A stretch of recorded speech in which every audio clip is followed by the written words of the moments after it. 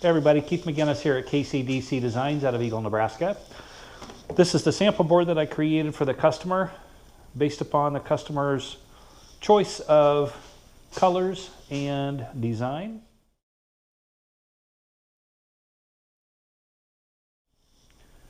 And I'm just getting ready to put that down on this countertop piece and these two side pieces over here. So stay tuned and enjoy the video. So the colors I'm going to be using on this project, I'm going to be using black metallic, silver metallic, and I am using pearl white from Just Resin. That is a paste, and it is really, really cool color. One of my favorites. So what I'm doing here is I'm going to make a slurry with the black metallic and also the silver metallic. And I'm making a slurry, and I'm just using isopropyl alcohol to make a slurry. And that way I can get those metallics. Okay, that was black metallic. And mix up a slurry of the silver metallic.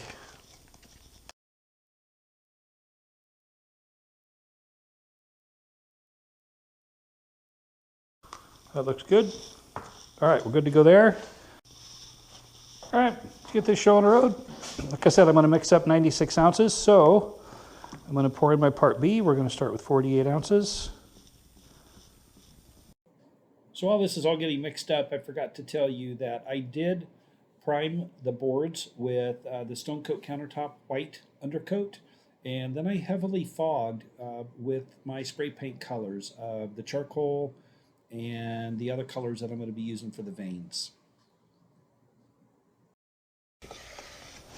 I just can't stress enough how important it is to scrape the edges of your bucket, scrape the bottom of the bucket.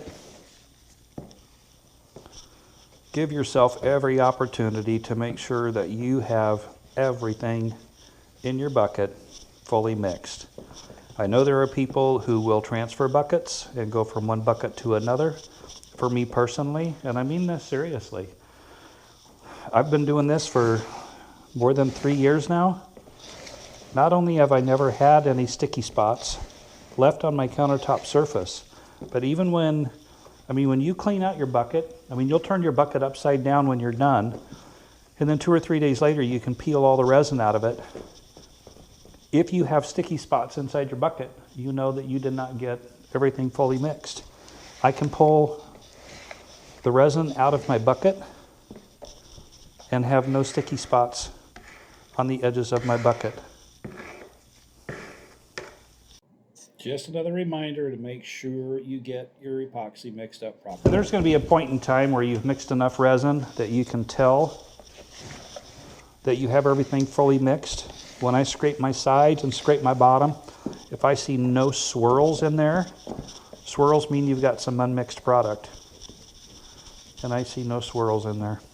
So I'm going to, we're going to go with about 32 ounces in each, give or take. After I've mixed up my resin, I put a resin in a little bit of my cups that I've made my slurry with. Stir that up really well, and then I transfer those into the bigger cups and then mix those up again. Get that poured out.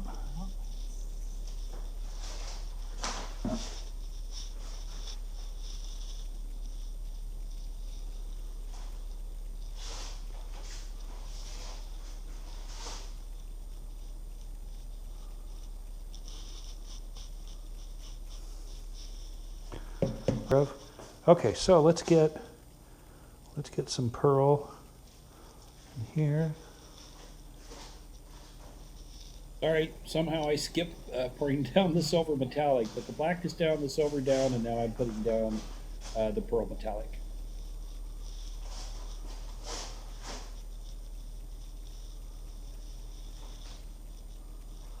I'm going to drag some of my black up into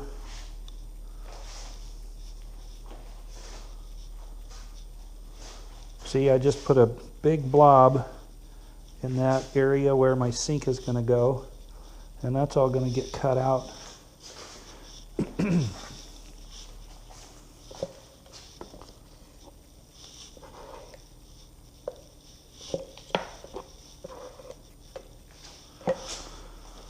All right, now we're just going to meld that in. Actually, I'm going to heat that up just a little bit.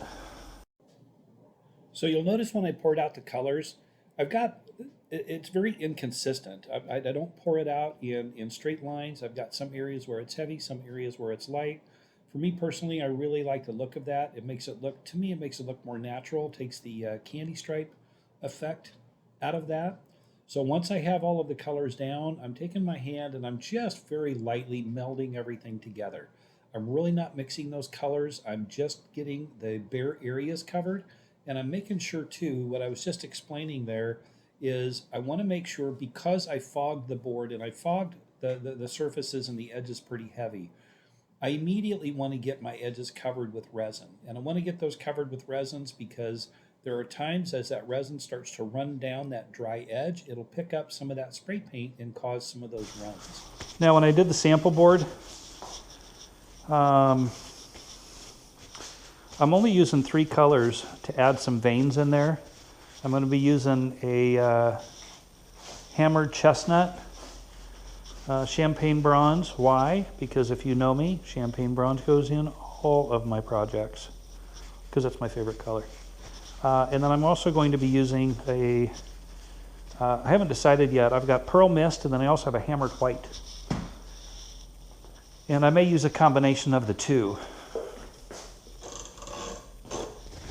Now, if you're familiar with the Chambers effect, that's spraying the colors, the spray paints on fairly heavy and moving those around with your stick.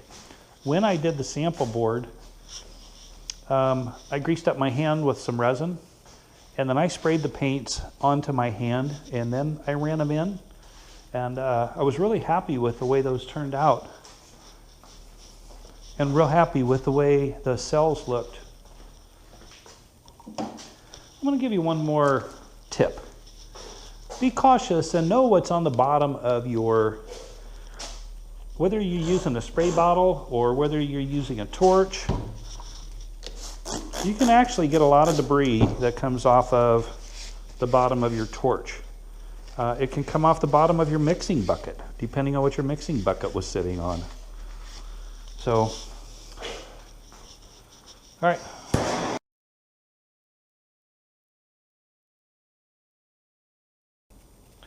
My backsplashes I actually want leaning downwards a little bit because I want that epoxy to flow over that back edge more than I want it to flow into the crack. That happens. That'll get it flowing over the edge, won't it? That's another thing I could do too. If I want it to flow down. Well, now the other one did it.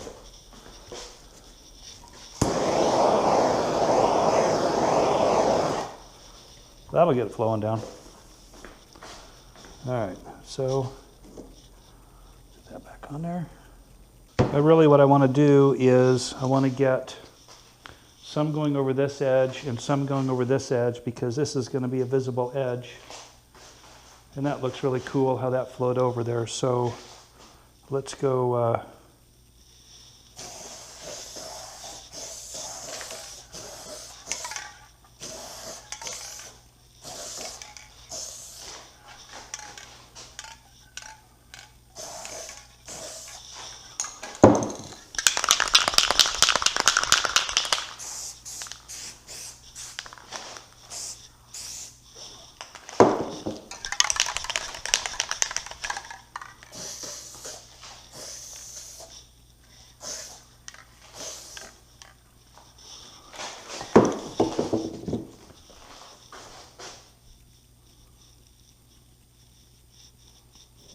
And remember, using the flat of the stick, give this time to develop after you work it in. So after I've worked it in here, I'm just going to give it some time to develop and let it do its thing. Here's what you end up with. If you just give it some time, really turned out sharp. all right, we're just going to let that develop. So now that I've used the flat of the stick to kind of meld that spray paint into the resin, not overdoing it, I'm going to give that some time to develop. But in the meantime, I'm going to take my Bondo spreader, as you see here, and I'm just using the tip of it as you can see, and I'm just twisting it a little bit as I go through those areas. And it really, really adds a cool technique. And I'm not doing it throughout the whole entire area because I do like the cells that show up from the chambers effect. But I'm doing it in that concentrated area, and then I'm kind of doing it in some other areas too, just to kind of tie everything in together. These are all kind of the final touches, if you will. When you stand back, you look at your project, you look at your veins, make sure everything's flowing just right. Yeah, you can overdo it, but it gives you an opportunity to add those little final touches. Something about that one that needs to be steered off just a little bit.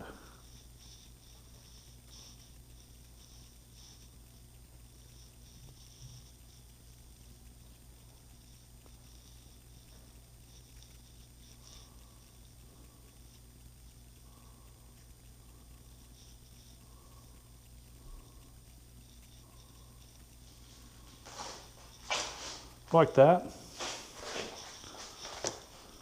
I like it. I like it to the point where I love it. And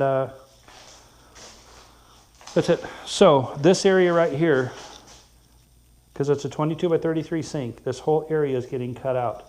So it's only going to be that, and then that is going to continue on from there. So I think that's good.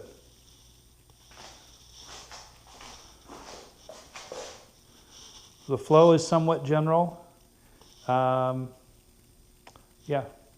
that's more silver and gray what the customer was after. So here's the finished product after we got the countertop installed. Here's some close-ups. I apologize that during the making of this, I wasn't able to get some close-ups when I was putting on the spray paints and how I was working that. But you saw the last one that I did. And again, if you just give it time to develop, it really, really develops into some really cool effects. But this really turned out nice. The customer sink that he chose goes along with the colors and the design really well. And there's some white in there because he painted his cabinetry white to tie in with that. But it really, really turned out nice. Customer's very pleased with it, and I am as well. Once again, thanks everybody for watching. I really appreciate it. Leave some comments, suggestions, critiques, whatever you got. I can handle it. Once again, this is Keith McGinnis with KCDC Designs. Thanks everyone. Take care and have an awesome day.